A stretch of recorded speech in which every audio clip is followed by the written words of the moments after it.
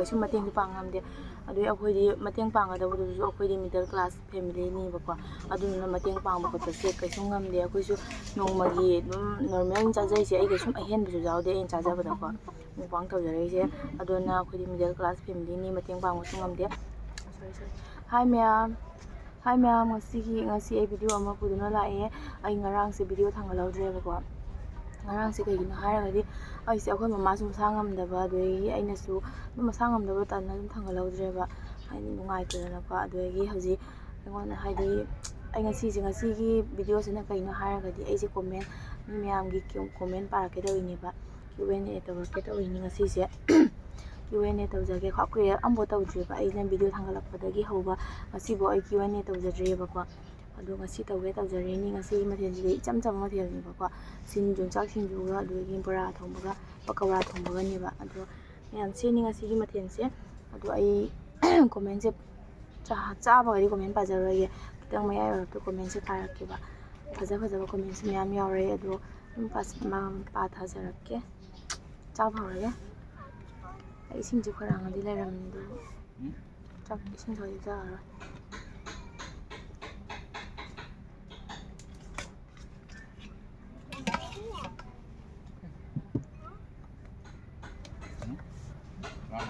ꯋꯥꯎ ꯅꯣꯡꯁꯨ ꯐꯖꯅ ꯂꯥꯛꯏ ꯑꯩꯁꯦ ꯁꯥꯃꯟꯒꯤꯅ ꯑꯩꯈꯣꯏ ꯁꯨꯃꯥꯡꯗ ꯇꯧꯔꯕ ꯁꯨꯃꯥꯡꯗꯗꯤ ꯍꯤꯡꯒꯣꯜꯅꯤꯕ ꯑꯩꯈꯣꯏ ꯃꯃꯥꯡꯗ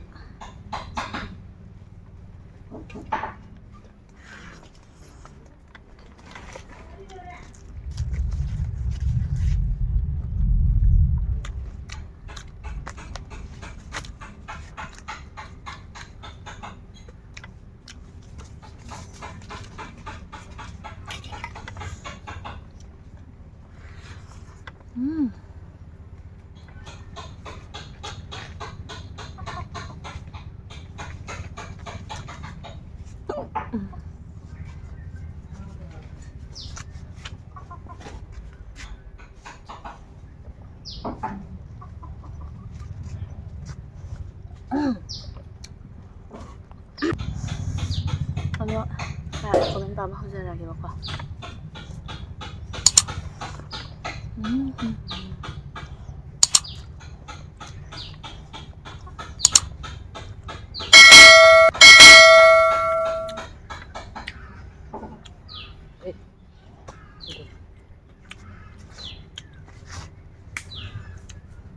ꯃꯦꯃꯣꯇꯥꯁꯤꯡꯅ ꯍꯥꯏꯕꯀꯣ ꯃꯦꯃꯣꯇꯥꯁꯤꯡꯅ all are the delicious food thank you ꯆꯤꯆꯦ ꯍꯥꯏꯗꯤ ꯁꯤ ꯆꯤꯆꯦꯁꯦ ꯑꯩꯈꯣꯏꯒꯤ ꯈꯪꯅꯕ ꯆꯤꯆꯦꯅꯦꯕ ꯑꯗꯣ ꯃꯥꯅ ꯇꯧꯕꯤꯔꯛꯏꯅꯦ ꯑꯗꯨꯒꯤ ꯃꯊꯪꯗꯨꯅ ꯑꯩꯈꯣꯏ ꯇꯥꯇꯣꯟꯏꯕꯅꯤ ꯆꯥꯕꯩꯗꯅꯦꯕ ꯁꯅꯥꯒꯤ ꯂꯥꯏꯛ ꯑꯃ ꯊꯦꯡꯀ꯭ꯌꯨ ꯑꯩꯅ ꯀꯁꯥꯔ ꯂꯥꯏꯛ ꯍꯥꯏꯌꯦꯕꯀꯣ ꯑꯗꯩ ꯑꯃꯅ ꯑꯅꯨꯁꯤꯡꯍ ꯍꯥꯏꯁꯤꯅꯀꯣ ꯁꯥꯗꯤ ꯑꯩꯗꯤ ꯆꯥꯖꯗꯦ ꯑꯩꯈꯣꯏꯁꯨ ꯁꯥ ꯆꯥꯕꯗ ꯑꯩꯈꯣꯏ ꯖꯦꯟꯅꯤ ꯆꯥꯏꯕꯀꯣ ꯑꯗꯨꯒ ꯍꯥꯏꯗꯤ ꯑꯣꯛꯀꯨꯝꯕ ꯀꯩꯀꯥ ꯑꯗꯨꯒꯨꯝꯕꯗꯣ ꯑꯩꯈꯣꯏ ꯆꯥꯗꯦꯕ ꯑꯗꯨꯗꯨꯅ ꯑꯩ ꯁꯦꯝꯖꯔꯛꯇꯕꯅꯦꯕ ꯚꯤꯗꯤꯑꯣ ꯑꯗꯨꯗꯒꯤ ꯑꯃꯅ ꯑꯣꯟꯂꯥꯏꯟ ꯆꯦꯛ ꯂꯥꯛꯄꯔꯤꯗꯤ ꯍꯥꯏ ꯁꯤꯗꯤ ꯑꯗꯨꯝ ꯂꯞꯄꯦ ꯑꯩꯅꯁꯨ ꯂꯞꯄꯤꯗꯣꯏꯅꯦꯕ ꯑꯗꯨꯗꯒꯤ ꯑꯃꯅ ꯁꯣꯅꯥꯂꯤ ꯆꯦꯅꯦꯜ ꯁꯨꯄꯔ ꯗꯤꯂꯤꯁꯤꯌꯁ ꯐꯨꯗ ꯍꯥꯏꯁꯦ ꯃꯌꯥꯝ ꯄꯤꯔꯛꯑꯦꯕ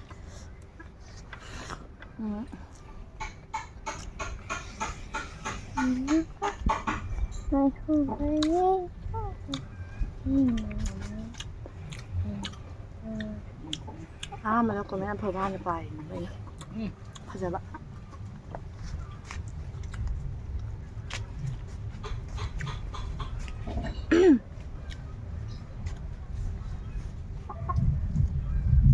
ꯑꯗꯨꯗꯒꯤ ꯀꯪꯂꯥꯕꯝ ꯖꯦꯝꯁ ꯍꯥꯏꯌꯦꯕ ꯀꯅꯥꯅꯣ ꯈꯪꯗꯦꯕꯀꯣ ꯑꯗꯨꯗꯩ ꯅꯈꯣꯏ ꯇꯥꯇꯣꯟ ꯍꯥꯏꯔꯤꯁꯤ ꯃꯩꯇꯩ ꯅꯠꯇꯕ꯭ꯔꯣ ꯑꯩꯈꯣꯏ ꯇꯥꯇꯣꯟ ꯍꯥꯏꯔꯤꯁꯦ ꯑꯩꯈꯣꯏ ꯇꯥꯇꯣꯟꯁꯦ ꯑꯩꯒ ꯍꯦꯛ ꯄꯣꯛꯃꯤꯟꯅꯕ ꯇꯥꯇꯣꯟꯅꯦꯕ ꯃꯥꯅ ꯌꯥꯏꯃꯅꯦꯕ ꯑꯩꯈꯣꯏ ꯇꯥꯆꯧꯁꯨ ꯂꯩꯌꯦꯕꯀꯣ ꯃꯥꯅ ꯌꯥꯏꯃꯅꯦꯕ ꯑꯗꯣ ꯃꯥꯁꯦ ꯈꯔ ꯑꯗꯨꯝ ꯃꯀꯣꯏ ꯃꯔꯥꯡ ꯈꯥꯛꯄꯁꯦ ꯈꯔ ꯄꯥꯝꯖꯩꯌꯦꯕ ꯑꯗꯨꯗꯨꯒꯤ ꯃꯥꯁꯦ ꯁꯨꯃꯥꯏꯅ ꯈꯥꯛꯆꯔꯤꯅꯦꯕ ꯑꯗꯨꯗꯨꯅ ꯑꯩꯈꯣꯏꯁꯦ ꯃꯩꯇꯩꯅꯦꯕ ꯑꯇꯣꯞꯄ ꯖꯥꯇꯤꯁꯨ ꯅꯠꯇꯦ ꯑꯗꯩ ꯃꯩꯇꯩ ꯄꯥꯡꯒꯜꯁꯨ ꯅꯠꯇꯦ ꯑꯩꯁꯦ ꯃꯩꯇꯩ ꯄꯥꯡꯒꯜ ꯏꯆꯤꯜ ꯏꯅꯥꯎꯗ ꯍꯥꯏꯗꯤ ꯀꯩꯅꯣ ꯇꯧꯕꯁꯨ ꯅꯠꯇꯦꯕ ꯑꯩꯈꯣꯏꯁꯦ ꯃꯩꯇꯩꯅꯦꯕꯀꯣ ꯑꯇꯣꯞꯄ ꯖꯥꯇꯤ ꯅꯠꯇꯦꯕ ꯑꯗꯨꯗꯒꯤ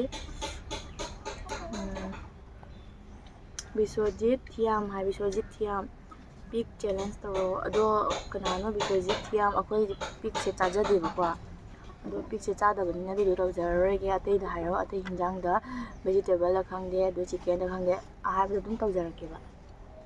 ꯑꯗꯒꯤ ꯀꯅꯥꯅꯣ ꯑꯃꯅ ꯀꯅꯥꯅꯣ ꯈꯪꯗꯦ ꯍꯦꯔꯣ ꯍꯥꯏꯌꯦꯕꯀꯣ. ꯃꯥꯅ ꯐꯖꯅ ꯆꯥꯕꯤꯌꯨ, ꯌꯥꯝꯅ ꯌꯥꯝꯅ ꯆꯥꯕꯤꯌꯨ. ꯃꯅꯤꯄꯨꯔꯗꯗꯤ ꯂꯩꯔꯝꯂꯣꯏꯀꯣ ꯂꯥꯜꯁꯦ ꯌꯥꯎꯔꯗꯤ ꯌꯨꯡ ꯆꯤꯛꯄ ꯈꯪꯉꯣꯏꯀꯣ. ꯀꯔꯤ ꯕꯤꯠꯅꯣ ꯇꯧꯔꯤꯁꯦ, ꯏꯔꯥꯡꯁꯦ ꯐꯖꯅ ꯀꯜꯂꯤꯀꯣ, ꯒ꯭ꯌꯥꯟ ꯇꯥꯅꯁꯤ ꯍꯥꯏ.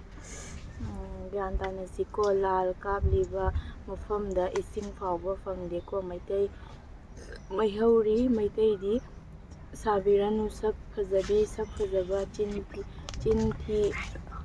ꯆꯤꯟꯗꯤ ꯊꯤꯅꯤꯡꯗꯦ ꯅꯈꯣꯏꯗꯤꯀꯣ. ꯋꯥ ꯍꯥꯏꯅꯤꯡꯗꯦ. ꯅꯨꯃꯤꯗꯥꯡ ꯍꯧꯗꯣꯛꯀꯦ, 100ꯔꯛ ꯍꯧꯗꯣꯛꯂꯁꯨ ꯇꯥꯔꯣꯏ ꯊꯤꯃꯩ ꯌꯥꯏ. ꯃꯥꯒꯤ ꯀꯣꯃꯦꯟꯁꯦ ꯍꯥꯏꯗꯤ ꯃꯥꯅ ꯈꯜꯂꯤꯁꯦ ꯑꯩꯈꯣꯏ ꯄꯥꯡꯒꯜꯅꯦ ꯈꯜꯂꯤꯔꯥ ꯈꯪꯗꯦꯕꯀꯣ. ꯃꯩꯇꯩ ꯄꯥꯡꯒꯜꯅꯦ ꯈꯜꯂꯤꯔꯥ ꯈꯪꯗꯦ. ꯑꯗꯣ ꯑꯩꯈꯣꯏ ꯃꯩꯇꯩ ꯄꯥꯡꯒꯜ ꯅꯠꯆꯗꯦ. ꯑꯩꯈꯣꯏꯁꯦ ꯃꯩꯇꯩꯅꯦꯕ. ꯑꯩ ꯑꯅꯤꯔꯛ ꯍꯟꯅ ꯍꯥꯏꯖꯒꯦꯕꯀꯣ, ꯃꯩꯇꯩꯅꯤ. ꯑꯗꯨꯗꯒꯤ ꯑꯩꯈꯣꯏ ꯈꯪꯉꯤ ꯃꯅꯤꯄꯨꯔꯗ ꯏꯔꯥꯡ ꯇꯧꯏ ꯍꯥꯏꯕꯀꯣ. ꯃꯅꯤꯄꯨꯔꯗ ꯏꯔꯥꯡ ꯇꯧꯏ ꯍꯥꯏꯕ ꯈꯪꯉꯤ. ꯑꯗꯣ ꯈꯪꯉꯁꯨ ꯑꯩꯈꯣꯏ ꯀꯩꯁꯨꯝ ꯐꯠꯇꯕꯁꯨ ꯇꯧꯗꯦ. ꯑꯩꯈꯣꯏ ꯑꯗꯨꯝ ꯗꯦꯂꯤ ꯑꯩꯈꯣꯏꯅ ꯆꯥꯕꯗꯣ ꯑꯩꯅ ꯑꯗꯨꯝ ꯊꯥꯒꯠꯆꯕꯅꯦꯕ. ꯑꯩꯅ ꯑꯗꯨꯝ ꯃꯣꯕꯥꯏꯜꯗ ꯌꯨꯇ꯭ꯌꯨꯕꯇ ꯄꯥꯝꯖꯕꯒꯤ ꯑꯩꯅ ꯑꯗꯨꯝ ꯊꯥꯒꯠꯆꯕꯅꯦꯕꯀꯣ. ꯑꯗꯣ ꯍꯥꯏꯗꯤ ꯑꯩꯈꯣꯏꯁꯦ ꯃꯩꯇꯩ ꯄꯥꯡꯒꯜ ꯅꯠꯇꯦꯕ, ꯃꯩꯇꯩꯅꯦꯕ. ꯑꯗꯣ ꯁꯨꯃꯥꯏꯅ ꯕꯦꯠ ꯀꯣꯃꯦꯟ ꯇꯧꯕꯤꯔꯛꯀꯅꯨ. ꯑꯩꯈꯣꯏ ꯀꯩꯁꯨꯝ ꯑꯔꯥꯟꯕꯁꯨ ꯇꯧꯗꯦ, ꯑꯗꯨ ꯀꯥꯇꯨ ꯀꯥꯔꯟꯁꯨ ꯇꯧꯖꯗꯦꯕ. ꯁꯤꯅꯤ ꯁꯤꯒꯤꯁꯦ ꯂꯩꯔꯦ. ꯑꯗꯒꯤ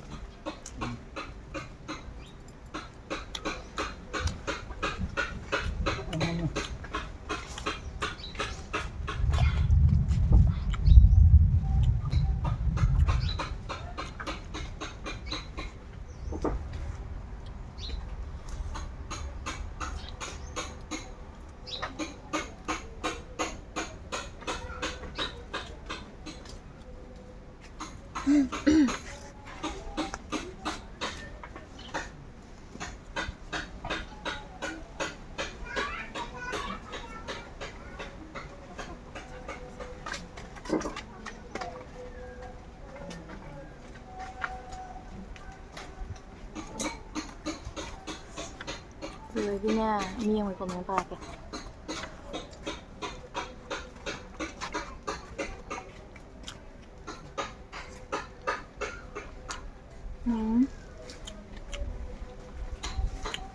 ꯀꯣꯄꯦꯁꯣꯔ ꯍꯥꯏ ꯀꯅꯥꯅꯣ ꯈꯪꯗꯦꯀꯣ. ꯑꯁꯤꯅ ꯍꯥꯏꯔꯤꯁꯦ ꯃꯥꯅ ꯃꯤꯅ ꯌꯦꯡꯕꯗ ꯄꯛꯄ ꯑꯣꯛꯇꯕ ꯍꯥꯏꯕ ꯑꯃꯁꯨ ꯂꯩꯕꯅꯤ. ꯃꯤꯅ ꯌꯦꯡꯅꯤꯡꯕ ꯁꯛꯇꯥ ꯆꯦꯜꯂꯗꯤ ꯐꯩ ꯍꯥꯏ. ꯑꯩꯈꯣꯏꯁꯦ ꯃꯤꯅ ꯌꯦꯡꯅꯤꯡꯕ ꯁꯛꯇꯥ ꯆꯦꯟꯗ꯭ꯔꯗꯤ ꯀꯔꯤ ꯁꯛꯇꯥ ꯆꯦꯜꯂꯤꯅꯣ ꯑꯗꯨ ꯍꯥꯏꯕꯤꯔꯝꯃꯨ ꯀꯣꯃꯦꯟꯗ. ꯑꯗꯨꯒ ꯍꯥꯏꯗꯤ ꯃꯥꯒꯤ ꯀꯣꯃꯦꯟꯁꯦ ꯌꯥꯝ ꯅꯣꯛꯅꯤꯡꯕ ꯀꯣꯃꯦꯟꯅꯦꯕ. ꯍꯥꯏꯗꯤ ꯃꯤꯅ ꯌꯦꯡꯅꯤꯡꯕ ꯁꯛꯇꯥ ꯆꯦꯜꯂꯗꯤ ꯑꯩꯈꯣꯏ ꯃꯥꯏꯁꯦ ꯀꯩꯗꯧꯒꯦꯕ, ꯈꯩꯅꯥꯏꯕ꯭ꯔꯥ ꯅꯠꯇ꯭ꯔꯒ ꯀꯩꯗꯧꯒꯦꯕ. ꯑꯗꯨꯅꯦꯕ. ꯑꯗꯨꯅꯦ ꯑꯩꯅ ꯈꯪꯅꯤꯡꯉꯤꯁꯦ. ꯑꯗꯨꯗꯒꯤ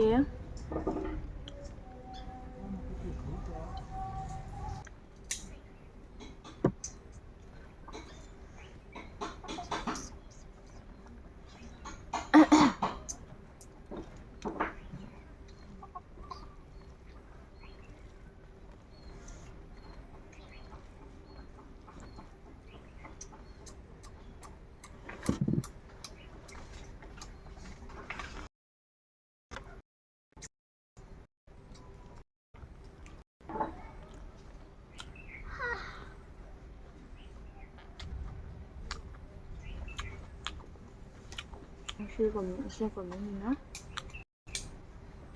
ꯃꯩꯇꯩ ꯍꯦꯔꯣ ꯍꯥꯏꯅ. ꯁꯤꯁꯇꯔ ꯋꯥ ꯑꯃꯇꯪ ꯍꯥꯏꯖꯒꯦ.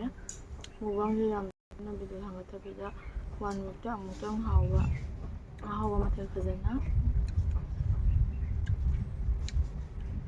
ꯃꯊꯦꯜ ꯐꯖꯕ ꯑꯗꯨꯃꯥꯏꯅ ꯊꯥꯡꯒꯠꯂꯨ. ꯑꯗꯨ ꯑꯣꯏꯗꯤ ꯅꯨꯡꯉꯥꯏꯅꯤ ꯍꯥꯏꯕ. ꯍꯥꯏꯗꯤ 1 ꯋꯤꯛꯇ ꯊꯥꯡꯒꯠꯄꯗꯣ ꯌꯥꯏꯑꯕ. ꯑꯩꯈꯣꯏꯅ ꯀꯩꯅꯣꯗ ꯑꯩꯈꯣꯏꯗꯤ ꯍꯥꯏꯗꯤ ꯆꯦꯅꯦꯜꯁꯦ ꯅꯧꯔꯤꯕꯅꯤꯅ ꯑꯩꯈꯣꯏꯅ ꯑꯗꯨꯝ ꯍꯥꯏꯗꯤ ꯀꯩꯅꯣ ꯇꯧꯖꯩꯅꯦꯕ. ꯅꯨꯡꯇꯤꯒꯤ ꯊꯥꯡꯒꯠꯇꯕ ꯌꯥꯗꯕꯒꯤꯅꯦꯕ. ꯆꯦꯅꯦꯜꯁꯦ ꯅꯧꯔꯤꯕꯅꯤꯅꯀꯣ. ꯑꯗꯨꯒꯤꯅꯤ ꯊꯥꯡꯒꯠꯂꯛꯏꯁꯦ. ꯍꯤꯟꯖꯥꯡ ꯍꯥꯎꯕ ꯍꯥꯎꯇꯕ ꯑꯩꯈꯣꯏꯒꯤ ꯃꯊꯦꯜ ꯅꯣꯡꯃꯒꯤ ꯇꯧꯕꯗꯨꯅꯦꯕ ꯊꯥꯡꯒꯠꯂꯛꯏꯁꯦ.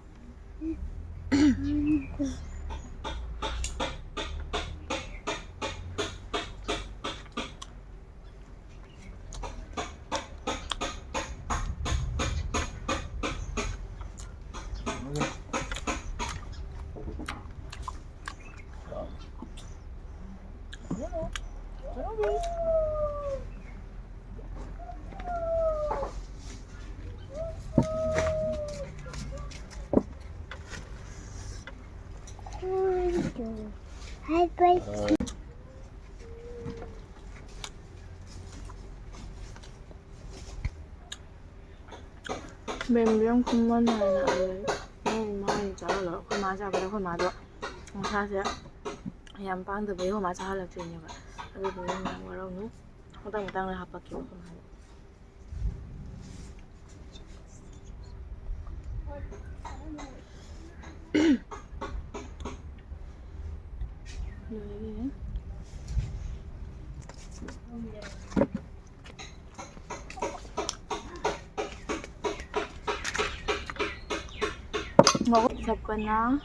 Sapana Khongban Tabam Sapana Khongban Tabam Sapana Khongban Tabam sina hairayse kainoneba my first comment mathangdi aiga tawse king chili or iromba or ahabi lam haibirago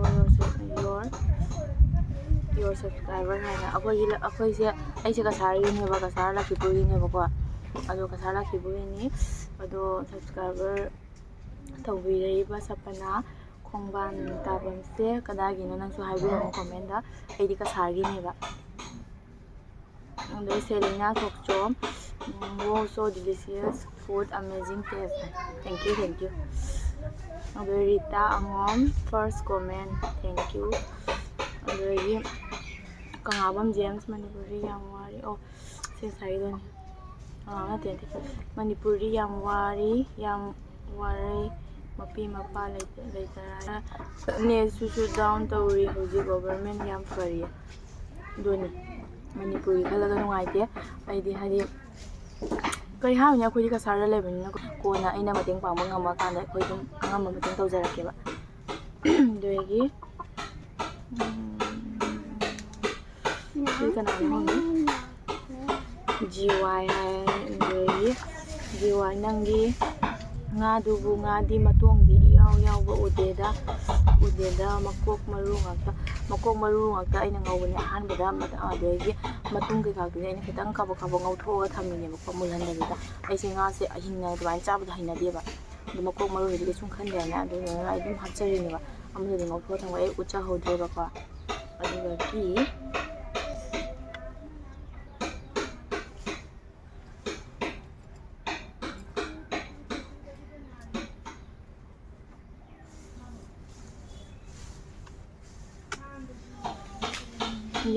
kanano naman sayo dun yung GY doon na manay yam pagti ibe manangse karaba mother na chabo dun na yen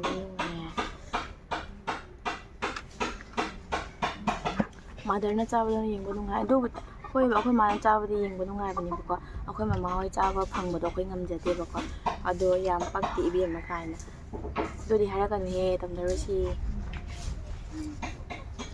Kabida Singh wow very nice video thank you chito yam haune kami kanuko mangalay luwang new subscriber ay gito biro tawkrabani star do comment naman na anu singa hay ko nong fadok su comment reply pinaba to viewers ki interest ki damag awan nungay kung ko bumandani ay bumili si Birakadu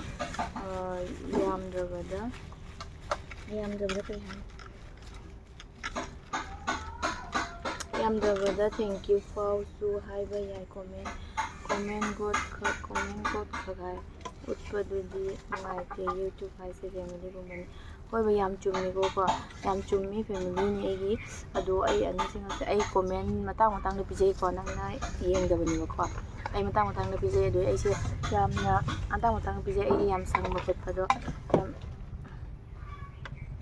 matang sum pijay yo nang comment do ado ay na mi ko comment do kamay pilay ni na jani ko ay su hay thabo kay ga tawani ado dum matam do pina lay ba ado nga ay pi pang hamjadabani do sawno matang na yum hanjarake sawbinu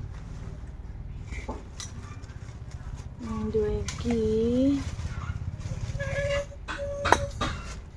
adoy angom chai chan morok mayam duna viewers fariro ꯆꯥꯁꯨ ꯆꯥꯗꯅ video ꯁ꯭ꯀꯤꯞꯁꯨ ꯇꯧꯔꯤꯌꯦ ꯍꯣꯏ ꯑꯩꯁꯦ ꯌꯥꯝ ꯆꯥꯕ ꯉꯝꯗꯦ ꯃꯣꯔꯣꯛ 2 ꯐꯥꯎꯗꯤ ꯑꯩ ꯑꯗꯨꯝ ꯆꯥꯕ ꯉꯝꯖꯩꯕꯀꯣ ꯑꯗꯣ ꯃꯌꯥꯝꯗꯨꯗꯤ ꯑꯩꯁꯨ ꯆꯥꯕ ꯉꯝꯗꯦ ꯑꯩ ꯁꯨꯝ ꯆꯥꯕ ꯉꯝꯒꯗ꯭ꯔꯥ ꯎꯠꯄꯅꯤ ꯉꯝꯗ꯭ꯔꯦ ꯑꯗꯨꯅꯤ ꯑꯩ ꯚꯤꯌꯨꯋꯔꯁ ꯐꯥꯔꯤ ꯅꯠꯇꯦ ꯑꯩ ꯁꯨꯝ ꯆꯥꯕ ꯉꯝꯕ꯭ꯔꯥ ꯌꯦꯡꯖꯕꯅꯤ ꯅꯪꯒꯤ ꯆꯦꯅꯦꯜꯗꯣ ꯇꯣꯏꯅ ꯀꯣꯃꯦꯟ ꯂꯥꯛꯄ ꯅꯪꯒꯤ ꯀꯟꯇꯦꯟꯕꯨ ꯌꯦꯡꯂꯤꯕꯁꯤꯡꯗꯨꯁꯨ ꯄꯨꯛꯅꯤꯡ ꯆꯤꯡꯁꯤꯟꯅꯕ ꯍꯣꯠꯅꯧ ꯍꯣꯏ ꯍꯣꯠꯅꯒꯦ ꯅꯣꯏꯔꯤꯌꯥꯁꯤꯡ ꯍꯥꯏ ꯍꯣꯏ ꯃꯌꯥꯝ ꯆꯥꯕ ꯉꯝꯃꯤꯅꯦ ꯃꯣꯔꯣꯛꯁꯦ ꯑꯩꯗꯤ ꯎ ꯃꯣꯔꯣꯛ ꯑꯃꯅ ꯅꯨꯃꯤꯠ 5ꯅꯤ ꯆꯥꯏꯌꯦ ꯑꯩꯈꯣꯏꯗꯤ ꯎ ꯃꯣꯔꯣꯛ ꯑꯃꯅ ꯑꯩꯈꯣꯏ ꯅꯣꯡꯃꯗ ꯎ ꯃꯣꯔꯣꯛ 4-5 ꯆꯥꯏ ꯑꯩꯈꯣꯏ ꯏꯃꯨꯡꯅ ꯁꯤꯅꯤ ꯃꯌꯥꯝ ꯉꯁꯤꯒꯤ ꯀꯣꯃꯦꯟꯁꯦ ꯑꯗꯣ ꯕꯦꯠ ꯀꯣꯃꯦꯟ ꯈꯔ ꯄꯥꯖꯔꯦ ꯑꯗꯨꯗꯩ ꯅꯨꯡꯉꯥꯏꯕ ꯀꯣꯃꯦꯟ ꯈꯔ ꯄꯥꯖꯔꯦ ꯁꯤꯅꯤ ꯃꯌꯥꯝ ꯑꯗꯣ ꯑꯩ ꯆꯥꯕꯁꯤ ꯂꯣꯏꯁꯤꯜꯂꯒꯦ ꯅꯣꯡꯁꯨ ꯌꯥꯝ ꯂꯥꯛꯏ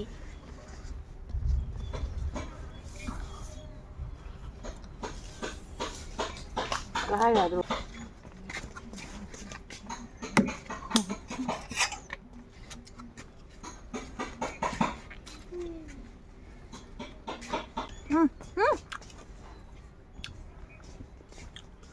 누가 래?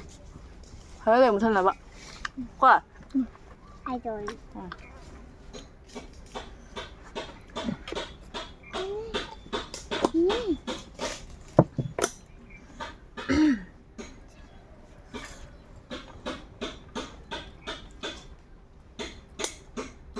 오늘.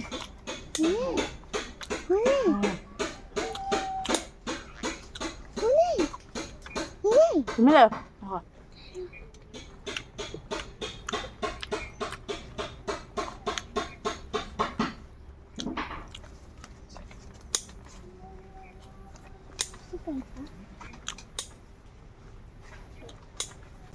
ꯑꯗꯣ ꯃꯌꯥꯝ ꯑꯩ ꯆꯥꯕꯁꯤ ꯂꯣꯏꯔꯦ ꯉꯁꯤꯒꯤ ꯃꯊꯦꯜꯁꯨ ꯍꯥꯎꯔꯦꯕꯀꯣ ꯑꯗꯣ ꯃꯌꯥꯝ ꯑꯩꯅ ꯆꯥꯔꯤꯁꯦ ꯍꯥꯏꯗꯤ ꯖꯪꯒꯜ ꯅꯠꯇꯦꯕ ꯑꯩꯈꯣꯏꯒꯤ ꯀꯩꯅꯣ ꯅꯠꯇꯦ ꯑꯋꯥꯊꯕꯤꯒ ꯑꯗꯨꯗꯒꯤ ꯀꯔꯤ ꯌꯥꯏꯉꯪꯒ ꯊꯥꯔꯤꯅꯦ ꯌꯥꯏꯉꯪꯒ ꯄꯥꯝꯕꯤ ꯃꯅꯥꯛꯇꯅꯦꯕ ꯑꯩꯅ ꯆꯥꯖꯔꯤꯁꯦ ꯑꯗꯣ ꯃꯌꯥꯝ ꯕꯦꯠ ꯀꯣꯃꯦꯟ ꯇꯧꯕꯤꯔꯛꯀꯅꯤ ꯑꯗꯨ ꯁꯤ ꯍꯥꯏꯔꯒ ꯂꯣꯏꯁꯤꯜꯂꯒꯦ ꯃꯊꯪ ꯚꯤꯗꯤꯑꯣꯗ ꯑꯃꯨꯛ ꯊꯦꯡꯅꯔꯁꯤ ꯃꯌꯥꯝ ꯁꯣꯔꯤ ꯏꯆꯤꯜ ꯏꯅꯥꯎꯁꯤꯡ ꯃꯊꯪ ꯚꯤꯗꯤꯑꯣꯗ ꯑꯃꯨꯛ ꯊꯦꯡꯅꯔꯁꯤ ꯕꯥꯏ ꯕꯥꯏ